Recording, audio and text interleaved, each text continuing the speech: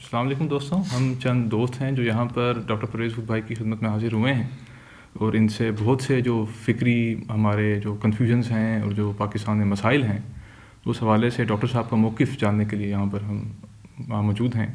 اس سلسلے میں جو پہلا سوال ہم رکھیں گے ڈاکٹر صاحب کے سامنے وہ یہ ہے کہ مسلم دنیا اور بالخصوص پاکستان کی جو پسماندگی ہے اس کی آپ کی نگاہ میں کیا بنیادی وجوہات ہیں؟ اس کو اگر ایک تاریخی تناظر میں دیکھا جائے تو مسلمانوں نے 9ویں سے 13ویں صدی تک تو بہت شاندار کام کیے تھے، لیکن اس کے بعد زوال پذیر ہوئے۔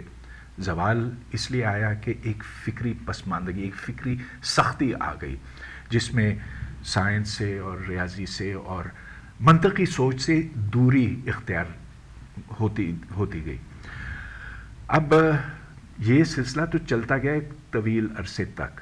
پھر ہم دیکھتے ہیں کہ جب 20ویں صدی کی وسط میں جب مسلمان ملکوں نے آزادی حاصل کی تو اس میں پاکستان بھی ہے اور بہت سے دوسرے ممالک ہیں، تو اس وقت کوئی جدید سوچ داخل ہونے لگی اور یہ سارے ممالک اوپر کی طرف جا رہے تھے، مطلب یہ کہ وہ جدیدیت قبول کر رہے تھے۔ لیکن پھر ہم نے دیکھا کہ یک کے بعد دیگرے سامراج کی وجہ سے یا اندرونی کمزوریوں کی وجہ سے یہ نیچے ہوتے چلے گئے۔ جیسے آپ نے دیکھا کہ انڈونیشیا میں ایک کمیونسٹ حکومت تھی سوکارنو کی، جس کو CIA نے ختم کر دیا، اس لیے کہ CIA اس وقت سر جنگ لڑ رہی تھی اور امریکہ سر جنگ لڑ رہا تھا۔ پھر ہم نے ایران میں دیکھا جہاں مصدق نے جب تیل کے اوپر اپنے تیل کو پر قبضہ کرنے کی کوشش کی تو ادھر CIA نے اس کو اڑا دیا وغیرہ وغیرہ۔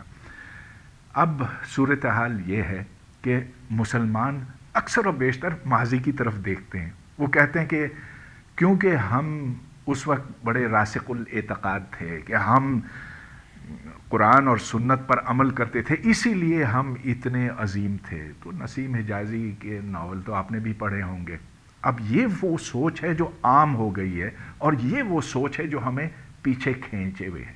آپ کے خیال میں پاکستان کے اندر جب سے پاکستان بنا ہے اب تک کلچر اور ڈائیورسٹی کے اوپر، یعنی کہ کلچر ہماری ثقافت اور ڈائیورسٹی یعنی کہ ہمارے ملک کے مختلف رنگ، ان کی پریزرویشن کے لیے ہمارے ملک کے اندر کام کیوں ہونا چاہیے اور کس وجہ سے وہ بہت زیادہ ضروری ہے؟ بڑا اچھا سوال ہے۔ دیکھیے جب پاکستان بنا تھا وہ 2 قومی نظریے کے تحت، یہ کہ وہاں ہندو ہے یہاں مسلمان ہے، یہ دونوں قومیں ساتھ نہیں رہ سکتی، لیکن یہ مفروضہ ضرور تھا اس وقت کہ مسلمان آپس میں ساتھ رہ سکتے ہیں، کہ ان کے درمیان کوئی اختلافات نہیں ہے، کہ یہ ایک ملت ہے، کہ یہ ایک قوم ہے۔ اب جب پاکستان بن گیا تو اس کے بعد پھر مسئلہ شروع ہو گیا۔ وہاں بنگالیوں نے کہنا شروع کیا کہ ہم تمہاری اردو کو نہیں مانتے۔ یہاں پر ہر صوبے نے یہ کہا کہ ہماری اپنی ثقافت ہے۔ لہٰذا وہ سوچ جو شروع میں تھی کہ ہم سب ایک ہیں، کہ ہمیں کسی کی ثقافت کی فکر ہی نہیں کرنی چاہیے، کسی زبان کی نہیں، یہاں تو اردو ہی اردو چلے گی اور کچھ نہیں، اب وہ باتیں ساری غلط ثابت ہونے لگیں۔ مشرقی پاکستان علیحدہ ہو گیا، یہاں بلوچستان میں علیحدگی کی کوششیں، علیحدگی تو نہیں لیکن پہلے وہ خود مختاری چاہتے ہیں، اگر جب وہ ان کو نہ ملی تو تب انہوں نے کہا کہ پھر تو ہم تمہارے ساتھ رہنا ہی نہیں، وفاق کے ساتھ رہنا نہیں چاہتے وغیرہ۔ آپ کی بات یہ بہت درست ہے، بہت کہ ایک ایسا ملٹی کلچرل ملک جس کے اندر طرح طرح کے لوگ آباد ہیں، جس میں طرح طرح کی ثقافتیں ہیں، زبانیں ہیں وغیرہ، ان سب کی جب تک عزت نہ کی جائے اور سب کو جب تک فروغ نہ دیا جائے تو ایک احساس محرومی پیدا ہوتا ہے۔ تو وہ احساس اس وقت موجود ہے لوگوں کے اندر، اور اب تک ہماری سرکار نے اس بات کو سمجھا نہیں ہے۔ تو لوگ اس وقت لڑ رہے ہیں، تو اسی لیے لڑ رہے ہیں. سندھی کہتے ہیں کہ ہمیں اپنی زبان واپس دو، ہمارا اپنا ایک وجود ہے.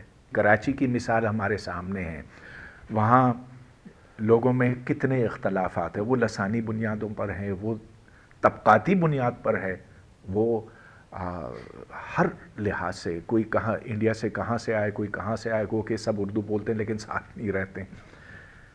پھر شیعہ سنی وغیرہ یہ سب کچھ ہے. اور کراچی میں تو اسماعیلی بھی ہیں، بوری بھی ہیں وغیرہ وغیرہ. لہٰذا یہ ایک ایسا شہر ہے جہاں امن، میمن بھی ہیں، جہاں امن نہیں ہوتا، اور کچھ دیر کے بعد وہاں ایک دھماکہ ہوتا. اس کے برعکس آپ یہ دیکھیں کہ نیو یارک میں جہاں ہسپینکس بھی ہیں، کالے بھی ہیں، اور ہم جیسے لوگ بھی ہیں، اور طرح طرح کے لوگ ہیں، امریکن گورے سب سے زیادہ، لیکن وہاں پر لوگوں نے ساتھ رہنے کا سلیقہ سیکھا ہے. وہ ایک میلٹنگ پاٹ بنا ہے، اور دنیا کے جو بڑے شہر ہیں وہ میلٹنگ پاٹس ہیں. ایک ہنڈی ہے جس کے اندر طرح طرح کے لوگ آتے ہیں، اور پھر ایک سالن بن جاتا ہے جس میں تو سب وہاں پر. ہاں میں یہ نہیں کہہ رہا ہوں کہ ادھر اختلافات نہیں ہیں ضرور، لیکن وہ نہیں ہیں جو ہم پاکستان کے بڑے شہروں میں دیکھتے ہیں. تو اب سوال یہ پیدا ہوتا ہے کہ ایسا کیوں؟ اور اس کی وجہ یہ ہے کہ امریکہ کے آئین میں ہے کہ تمام شہری برابر ہیں، کہ کوئی کم نہیں، کوئی بڑا نہیں. ہمارے آئین میں ایسے ہیں؟ بالکل نہیں. ہم کہتے ہیں کہ یہ ملک مسلمانوں کے لیے بنا، اور دوسرے جو ہیں وہ دوسرے درجے کے شہری ہیں. اس چیز کو ہمیں بدلنا پڑے گا. سر ایک بات جو ہم بار بار سنتے ہیں اور ہم کتابوں میں بھی بے تحاشا بچپن سے پڑھتے چلے آ رہے ہیں کہ پاکستان اسلام کے نام پر بنا تھا، اور پاکستان بنانے کا مقصد یہ تھا کہ یہاں پر ایک اسلامی نظام قائم ہوگا. کیونکہ اگر پاکستان بنانے کا مقصد اسلام نہ ہوتا اور اسلامی نظام نہ ہوتا تو ہم پھر ہندوستان سے کس بنیاد پہ پیدا ہوئے تھے؟ بہت اچھا سوال ہے، اور میں سمجھتا ہوں کہ یہ بات آپ کی بالکل درست ہے کہ پاکستان اسلام کے نام پر بنا تھا. ہمارے جناح صاحب اگر یہ کہتے کہ مجھے ایک سیکولر ریاست بنانا ہے تو کوئی ان کے پیچھے نہیں چلتا، کیونکہ وہاں پر کانگریس بھی تو موجود تھی. ہاں اسلام کے نام پر تو لوگوں کو مشتعل کیا گیا، ایک تحریک شروع کی گئی، اور یہ علماء بالکل صحیح کہتے ہیں کہ یہاں بعض دفعہ جناح صاحب نے یہ بھی کہا تھا کہ ادھر اسلامی نظام آئے گا. مگر مسئلہ یہ ہے کہ پاکستان جب بن گیا تو پھر وہ دو قومی نظریہ تو ٹکڑے ہو گیا. دو قومی نظریہ یہ تھا کہ مسلمان اور ہندو ساتھ نہیں رہ سکتے، لیکن مسلمان ساتھ رہ سکتے ہیں، ان کا کوئی اختلاف نہیں ہے آپس میں، سارے مسلمان بھائی بھائی ہیں. 71 میں ہم نے دیکھا کہ ایسا تو بالکل نہیں ہے، بلکہ ہم نے جو ظلم کیا مشرقی پاکستان کے اوپر وہ تو اب بھی ہم تسلیم کرنے کے لیے تیار نہیں ہیں. اب مزید یہ کہ یہ دیکھیں کہ پاکستان کے اندر مسلمانوں یہ بحث چل پڑی ہے کہ مسلمان کون ہیں اور کون نہیں ہیں. احمدیوں نے تو شروع میں پاکستان کا پورا ساتھ دیا تھا. چودھری ظفر اللہ ہمارے پہلے وزیر خارجہ تھے. شیعہ بھی پاکستان کو ساتھ دے رہے تھے اس وقت، باوجود اس کے کہ راجہ محمود آباد نے جناح صاحب سے کہا کہ مجھے تو فکر ہے کہ جس طرح کی باتیں ہو رہی ہیں تو شیعوں کا کوئی مستقبل نہیں ہوگا پاکستان میں. چلیے یہ سب کچھ ہو گیا، لیکن اب جو سوال اٹھ رہا ہے کہ اگر پاکستان میں اسلامی نظام قائم کرنا ہے تو وہ اسلامی نظام کیا ہوگا؟ وہ شریعت کس کی شریعت ہوگی؟ 4 مکاتب فکر ہیں، سارے مولوی آپس میں لڑتے ہیں. داعش اور طالبان وہ بھی آپس میں لڑتے ہیں، گو کہ ان سے زیادہ کوئی کٹر ہو نہیں سکتا. اور طالبان داعش کے بارے میں یہ کہتے ہیں کہ وہ انتہا پسند ہیں. میرا ایک سوال ہے آپ سے، اقلیت کیا ہوتی ہے پاکستان کے اندر؟ ہاں یہ بڑا اچھا سوال ہے. پہلے تو غیر مسلم اقلیت کہلاتے تھے، اس میں پارسی اور ہندو اور عیسائی یہ سارے شمار ہوتے تھے. لیکن اب یہ سوال اٹھ رہا ہے کہ کیا شیعہ مسلمان ہیں؟ ہم نے احمدیوں کو تو فارغ کر دیا سن 74 میں، وہ جو پاکستان کا بیڑا اٹھائے ہوئے تھے. اب یہ سوال اٹھ رہا ہے کہ سب سے اچھا مسلمان کون ہے؟ کون سب سے زیادہ راسخ الاعتقاد ہے؟ صحیح. پوری دنیا کے اندر مرد جو ہے وہ عورت کے اوپر حاوی ہے. مرد ہو گیا اس سے نیچے عورت ہو گئی, عورت سے نیچے خواجہ سرا ہو گیا, پھر اس کے بعد بچہ ہو گیا, پھر دیگر اور اقلیتیں ہو گئیں جن کے اندر جو ہے بہت سارے اور مختلف رنگ آ جاتے ہیں.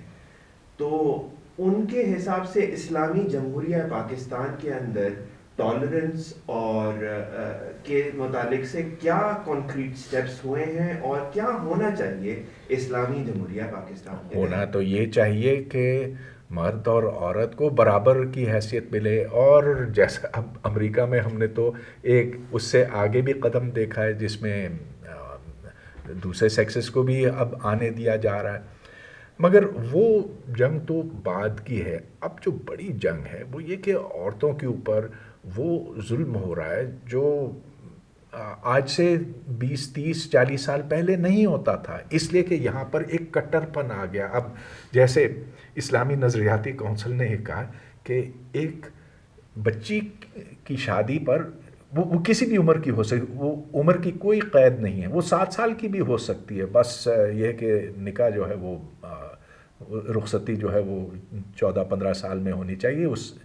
لیکن یہ کہ اور بہت سی باتیں جیسے کہ زنا بالجبر کی صورت میں آپ ڈی این اے نہیں استعمال کر سکتے, اور ریپ جو ہے وہ کوئی بری چیز سمجھی نہیں جاتی ان کی نظر میں. تو یہ بہت سی چیزیں جن کو ہمیں بدلنا ہے. پچھلے 2-3 سالوں میں میرے خیال سے جتنا نظریاتی ایک پاکستان کے اندر ایک آپ کہہ لیں ایڈیولوجیکل ڈیوائڈ آیا ہے, ایڈیولوجیکل جنگ چلی ہے, وہ میرے خیال سے ذاتی طور پہ کہ میری عمر بھی کم ہے, تجربہ نہیں, پہلے شاید اتنا کبھی نہیں تھی.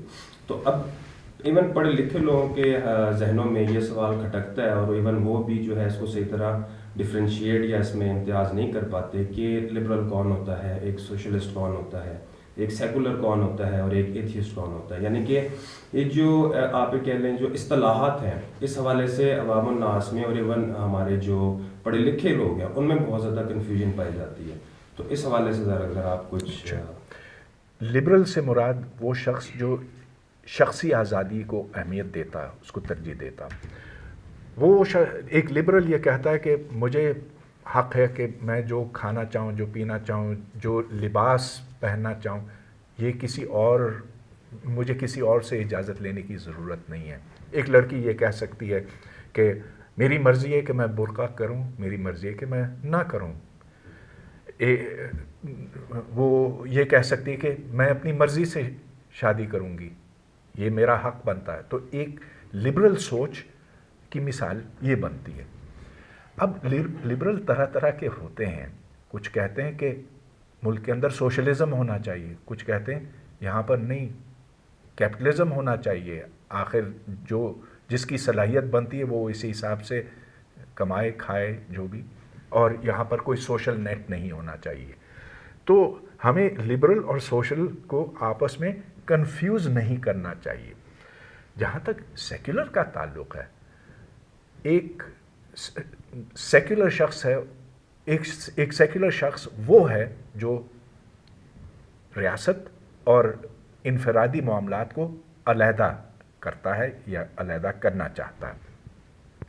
اب اس ملک میں طرح طرح کے لوگ رہتے ہیں. اگر سب کو ہم نے ایک مذہبی فریم ورک کے اندر اس فریم ورک کے اندر کنٹرول کرنا چاہا تو پھر یہ ایک مذہبی ریاست بنتی ہے. تو مذہبی ریاست میں ایک فرد کے اوپر کنٹرول رہتا ہے کہ وہ اتنی نمازیں پڑھیں, کہ وہ یہ کھائے, یہ پیے, یہ لباس ہو اس کا. اور جو قوانین ہیں ایک مذہبی ریاست کے وہ شرعی ہوتے ہیں, وہ اوپر سے دیے ہوئے ہوتے ہیں. جبکہ ایک سیکولر معاشرے میں انسان اپنا قانون یا قوانین خود بناتا. سر پاکستان کے کانٹیکسٹ کے اندر جو لبرلزم ہے اس کو عام طور پر جو ہے وہ این جی اوز کے ساتھ جوڑ دیا جاتا ہے, اور civil society civil society has been understood by these N G Os, اسی طرح سے اس کو سمجھا جاتا ہے.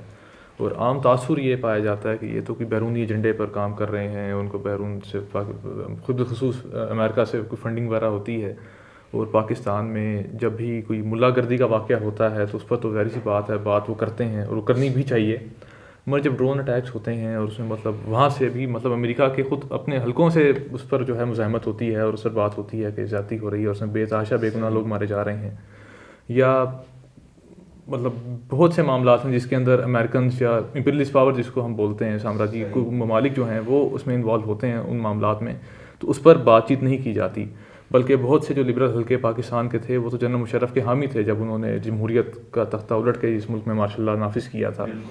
تو اس پر آپ تھوڑی بات ڈالیں کہ پاکستان کے تناظر کے اندر لبرلزم کیا ہے؟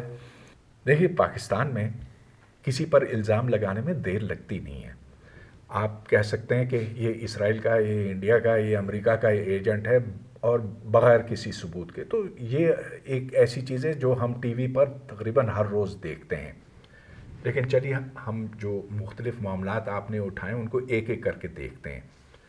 کوئی شخص لبرل اس لیے نہیں ہوتا کہ اس کو باہر سے پیسے ملتے ہیں، وہ چاہتا ہے کہ اسے شخصی آزادی حاصل ہو، کہ وہ اپنی مرضی کے کپڑے پہن سکے، کھا سکے، پی سکے وغیرہ۔ اس کے لیے کوئی اس کو باہر سے پیسے دینے کی ضرورت نہیں ہوتی۔ جہاں تک ڈرون حملوں کا تعلق ہے، ہاں یہ ایک بڑی تکلیف دہ بات ہے کہ آسمان سے راکٹس برسائے جاتے ہیں، اور بعض دفعہ ان میں بے گناہ لوگ بھی مرتے ہیں جن کا دہشت گردی سے دور سے بھی واسطہ نہیں ہوتا۔ تو اس لحاظ سے تو ضرور ہمیں اس کی مذمت کرنی چاہیے۔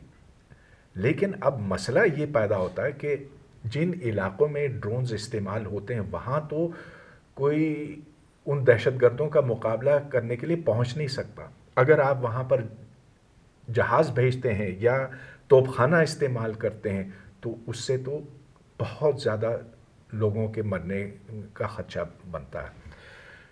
ڈرون حملے ایک بڑی متنازع چیز ہے اور کوئی اس کی کھلے دل سے حمایت نہیں کر سکتا۔ البتہ میں سمجھتا ہوں کہ جو طالبان کی طاقت ہے اس کے زور کو توڑنے میں ڈرونز کا ایک بڑا اہم رول رہا تھا۔